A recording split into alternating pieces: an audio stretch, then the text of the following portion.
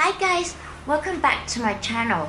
It's really cold today. It's like freezing cold. It's like 7 degrees Celsius where I live, and so I'm wearing this like really cozy warm down jacket with a really nice and thick fur hat. Yeah.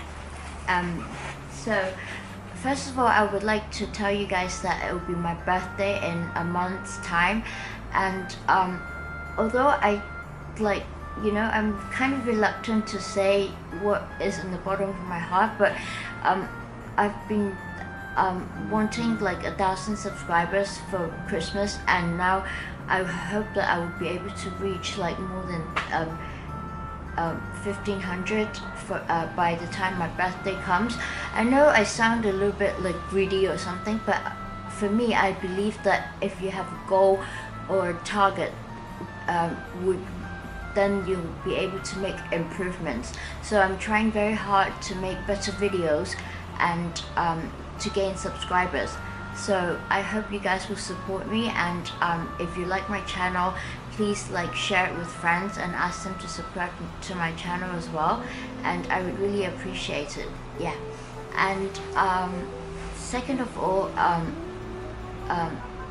if there are any like iPhone cases that I showed in my video that are suitable for your phone, please don't hesitate to make a comment, and I'll get them and like mail them to you for free. Or yeah, so because I just like to share my happiness with you, and I can't really use so many iPhone cases. I tend to stick to one or two that are most protective, but I buy them to make videos to show you guys what kind of cases there are out there where I live.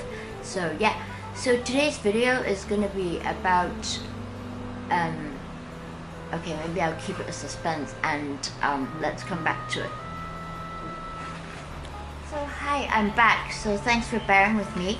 And in this part of the video, I'm gonna like suggest some colors for first time or second time buyers of the Birkin bag. So yeah, I think my top pick would be this one here, which is the Macassar.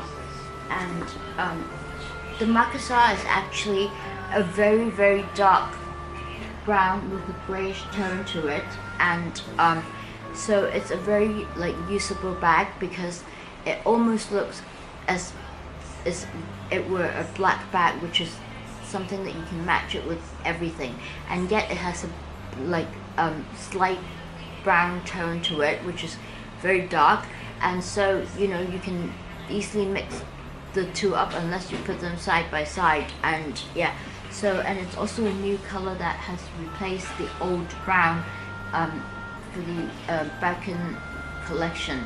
So yeah, it has really nice grains to it, and I would suggest that if you were to invest on a Hermes bag, well, this is just my personal preference, but I'll explain to you guys why later on, and it's to get one with the Togo leather, because the Togo leather is one that has really nice and fine grains on it, as you can see, and also it's really supple and soft, and yet it's tougher than Clermont's, which has grains on it as well. So the Togo leather tends to hold the bag up, and like unlike the other stiffer leather, it doesn't get scratched easily, so it stays in shape and it stays nice for a very long time. So in case you want to resell your bag, it would have like a very good value, so you can resell it. You resell it easily, because as I did a research, like they only produce about 70,000 Birkin bags every year. So these bags are in high demand, and if you keep your bag well in like good condition, you can always resell them at a high price, because the prices increase like every year, and there's a very limited production and supply, and there's a very high demand for it. Yeah, so I would say that this is definitely my first choice for like an initial investment. And the second one that I would talk about would be the Etude one that I have. I think the Etude is a very nice color, and also with the contrast stitching that it has, because it's a nude color, So a nude color would be something that you can wear like all through the year, and also it makes the bag stand out a little bit more because of the contrast stitching, and also that you can see some color of it, so it really showcases the shape and the make of the bag. I mean, like, yeah. And so this is what the inside of the bag looks like, and yeah. So okay, the next one I will talk about would be the black one. Obviously, a lot of people like black bags because they think that it's something that matches easily. So now I'm going to show you a comparison between the Marcasar one and the black one. And honestly, unless you put them really side by side, if you wear them with this one like individually, you can't really tell that it's not like a black one, and yet it gives you the flexibility that you have a brown bag if you want a brown one. So yeah, but I would not, I mean, I would think that it's natural that a lot of people would like to invest in a black one initially, because the black is also very nice, and I'm very lucky to have scored this particular black bag because, as I mentioned in my Hermes color variations video, which you can always go back and refer to, the SA at the Hermes boutique told me that every time a batch of leather is being dyed, because dyeing is a natural process, there would be some color variations. And yeah, so I'm very happy to be and lucky to be able to score this one here, which is like a little bit matte, not like as shiny and as solid as the ones that I don't like. And it's also almost like charcoal, very dark charcoal gray color. So I really like this black one that I've got. Yeah, and so here it is. And the final one that I would advise you to invest on is this gold one here. And I think that this gold one here is also a very nice one because it also showcases the contrast stitching. Yeah, and so these are the colors that I would suggest you to like invest on if you were like a first time or second time buyer or something like this. And yeah, so now I'm gonna show you how you can authenticate your bag at home after you've got it. Obviously it's better if you, unless you got it from the store itself, it's always better to get someone to authenticate your bag because you're paying such a high price. So there are several things that you can look at, and first of all is the serial number, and the serial number of the bag is always on the inside of the bag, especially if they're made after 2017, because like Hermes always like to change the the place of the serial number to prevent like replica handbags from appearing. And so if you're getting one that is brand new and they claim to be made after or in the year of 2017, then the serial number must be on this part here. So you can also see that my black one, which is one that I got recently, has also got the serial number on the inside. Let me find. Oh yeah, it's right here. Yeah. And then there's something else that you need to look for, and it would be the zipper pocket. And this is also, the Etude one is also one that has very nice contrast stitching. And but the thing is, you must be aware that the stitches are not all equally like like sort of like machine made. They're not all like perfect because they're made from one artisan that were stitched on like stitch by stitch. So there must be some like little bit of like ups and downs, or very tiny little bit, because they are very fine artisans.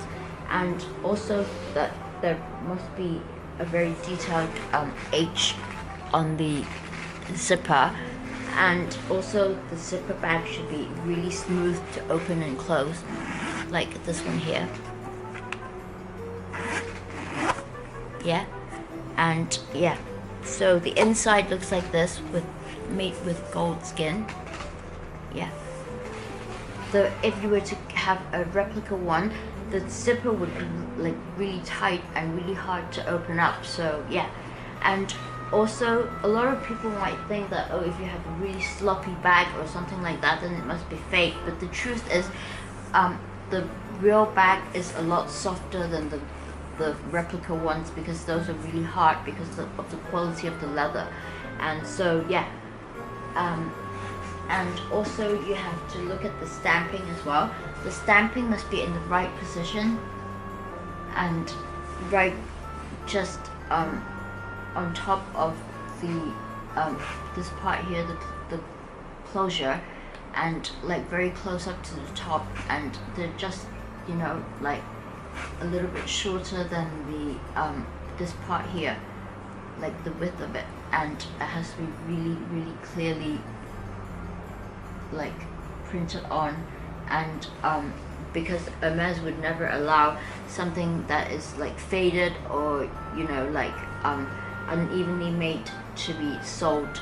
Yeah, but after all, they're made by an artisan, so the strength that they press it on might vary. So you might sometimes get like a very dark one, which is like this black one that I have here. It has a much darker logo than this one here, but all of them have really clearly, you know, like stamps on it, like clearly marked stamps on it. And yeah, so this is also one with the contrast stitching, and once again you can see that the stitches are not perfect. Yeah. And another thing that you have to look at is the padlock. The padlock would be one that looks like this. So I'm not sure you can see it on camera.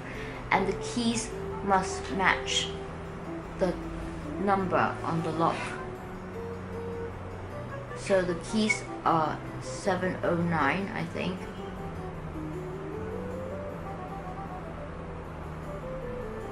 No, 079, yeah. And they must match the number on the padlock. Yeah. I usually don't hang the keys with me because I don't like the fact that it might scratch the leather of such an expensive bag, and also it adds to the weight to the bag. So I tend to tie the crochets onto the bag. Yeah, so like this black one here, I just tie the crochet on because I think it looks nicer, but I leave the keys at home in the small dust bag. Yeah. So yeah, this is all I'm gonna say about my video, and I hope you like the information that I've done on my research, yeah, to provide you with. And if you find this video useful, please give it a thumbs up and please subscribe to my channel. And don't forget that it's my wish, I mean, it would be a dream come true if I could have like 1,500 subscribers by the time my birthday comes, which is in March. And I hope that you guys will support me by sharing my channel with your friends. And so thank you for watching, guys, and I'll see you next time. So meanwhile, take care and God bless. Bye.